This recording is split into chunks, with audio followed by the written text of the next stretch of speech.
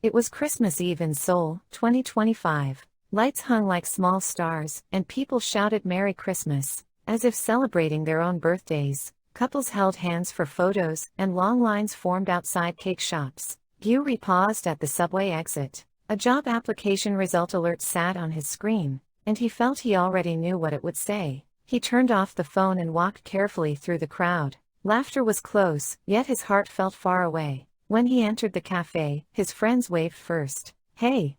Over here!" Someone called. Gyuri forced a smile and sat down, staring at the cake box on the table. Outside, someone shouted Merry Christmas. Again, loud and bright. His friends laughed about year-end plans. "Let's travel," one said, while another joked about couples gatherings. Gyuri nodded, but his fingers kept tracing the rim of his cup. After a long moment, he spoke softly. "By the way, what does Merry Christmas really mean?" The table fell still for a beat. One friend asked, half laughing, "Why so serious?" And another set down a fork. Gyuri knew his question might ruin the mood, but he did not pull it back. He wanted to understand why. His heart felt empty in the middle of everyone's joy. In that quiet pause, he oddly felt something more honest begin to appear. Then Min-jae looked at him carefully. He took a slow breath, as if choosing the next words. Seeing that face, Gyuri found himself ready to listen no matter what came next. Min-jae set his cup down and spoke first. "Honestly, I guess people just think it's a happy day." At that, another friend laughed and jumped in. "For couples, it's a perfect date night." He casually showed a photo of his partner on his phone. A light chuckle moved around the table. Another friend waved his fork and said, "When we were kids, it was about Santa's gifts. Only for good kids, you know," he added, half joking. Someone pointed at the cake box and grinned. "Come on, it's basically a cake day at home." Everyone laughed again, just a little louder. Gyuri nodded along, but something still felt empty. The answers were different, yet none explained the why. No one said what the day truly meant. When silence returned for a moment, one friend spoke carefully, almost hesitating. "Still, I remember hearing something at church." Gyuri's eyes turned toward that voice. He took a quiet breath and waited for what came next. "Still, I remember hearing something at church." The moment those words landed, the air at the table shifted. One friend slowly stopped smiling, and another looked away. Gyuri noticed the change right away. He didn't push anyone, he simply waited in silence. It felt like they hadn't expected the talk to go this far. Then Junho forced a brighter grin and jumped in. "Come on, Christmas is just cake day. And gifts. Santa. You know, stuff like that." Laughter spread across the table. It wasn't bad laughter, but Gyuri felt it covering something. Like everyone was trying to rush past the real point. Gyuri lifted his fork, then set it down again. And in a low voice, he asked once more, "But is that really all?" After he spoke, the outside noises felt louder. Nearby laughter, the door opening, the carol melody, everything. Inside their table, words began to disappear. Min-jae tightened his grip around his cup. So-yeon traced the edge of the cake box with her finger. Junho's playful face slipped for a brief second. Gyuri wasn't trying to ruin the mood. He truly wanted to know the meaning. Why everyone was celebrating and why he felt so empty. When the silence stretched, Min-jae let out a small breath. He looked straight at Gyuri, as if he had decided. Then he began, quietly but clearly, "Marry, that word means." And Gyuri felt that if his heart opened a little, something real might finally enter. When Min-jae finished speaking, the mood at the table shifted. The cafe, once full of laughter, seemed to pause and breathe.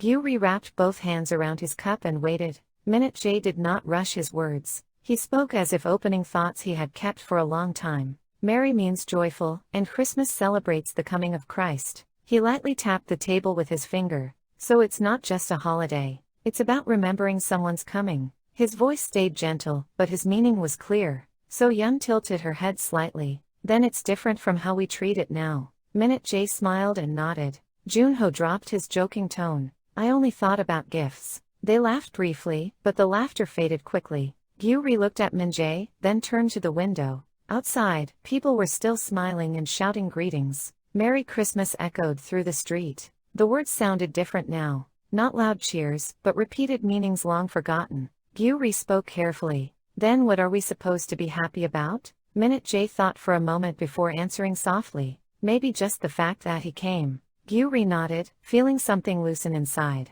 The conversation did not last much longer. But Gyuri knew this was not ordinary talk. Something quiet had begun to turn within him. After parting with his friends, Gyuri returned home alone. When he turned on the hallway light and took off his shoes, the silence inside the house felt unusually loud. Christmas music still drifted faintly from outside, but once the door closed, the sounds seemed far away. He hung his coat on a chair and stood still for a moment. The words he had heard earlier slowly settled in his mind. The coming of Christ, that phrase stayed with him. It lingered longer than the laughter at the cafe. When he turned on the living room light, old furniture and familiar corners came into view. They gently led his thoughts to his grandmother. Every Christmas, she used to speak in a calm voice. Jesus was born in a stable, she would say. Not in a grand place, but in a low and quiet one. Gyuri remembered going to church as a child, paper stars hanging from the ceiling, and himself standing before a picture of baby Jesus.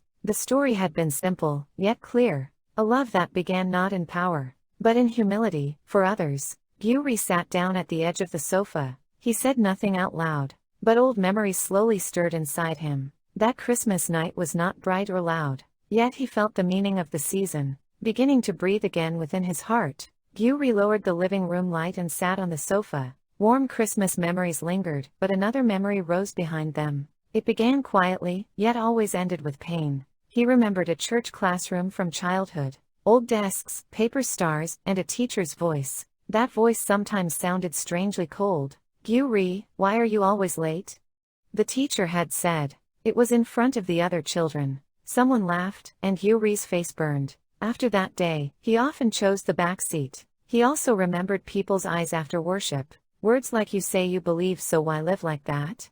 stayed with him. He had never hated the story of Jesus. He had never thought God was bad. But people's words kept tearing the good part of him. He whispered to himself, almost like a confession, "Jesus is good, so why did church feel so hard?" The moment he said it, his throat tightened. Then he walked to the desk and opened a drawer. Old papers were tangled together inside. He carefully pulled out one small sheet. On it, in crooked handwriting, was a single line: "Our Father in heaven." At that sight, his chest sank slightly. He stared at the words for a long time. Childhood voices overlapped, teachers' prayers, his grandmother's gentle eyes, and right beside them, his wound was still there. Gyuri folded the paper again. "Even if I'm hurt, I don't have to let go of God," he thought. For the first time, he saw clearly that people and God were not the same. He closed the drawer slowly and let out a long breath. Carols still drifted outside, but his heart leaned elsewhere. That night, he placed the word again quietly inside his heart.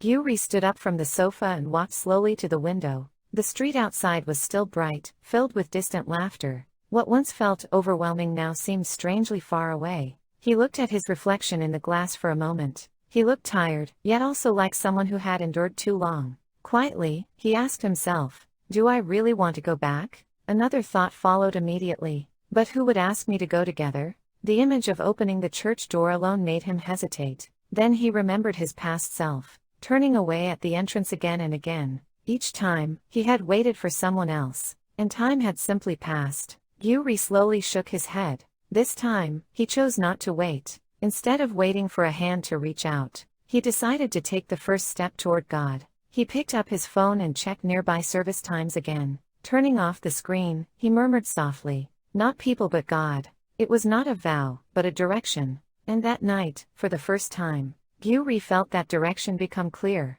Gyuri stood before the bookshelf for a long time. He ran his fingers slowly between unread spines. An old book, wedged deep in the corner, caught his hand. The cover was faded, the edges worn. He knew at once it was a Bible, one he had opened long ago, then forgotten. He pulled it out, brushed off the dust, and set it on the desk. Turning on the lamp, warm light fell onto the pages. His hands trembled more than he expected as he opened it. He flipped through until a familiar title appeared, "The Lord's Prayer." Gyuri took a breath and began to read. "Our Father in heaven." He read silently, word by word. The sentences were short, but his heart lingered on each line. "Hallowed be your name." Voices from long ago overlapped in his mind. His grandmother's prayers, childhood church air, quiet pews. He paused often, rereading slowly, not trying to understand everything, just letting the words stay. The prayer felt less like recitation, more like resting. At the final line, Gyuri folded his hands. In a very small voice, he said, "Amen." The word remained in the room for a while. Outside, Christmas continued to pass by, but inside, Beaury's night gently came to rest. Ha ha ha ha. I'm happy. I'm glad. Ho ho ho. Subscriptions and likes are a great help. May you be filled with blessings and peace. Ha. Chokawa. Kipa. Ha.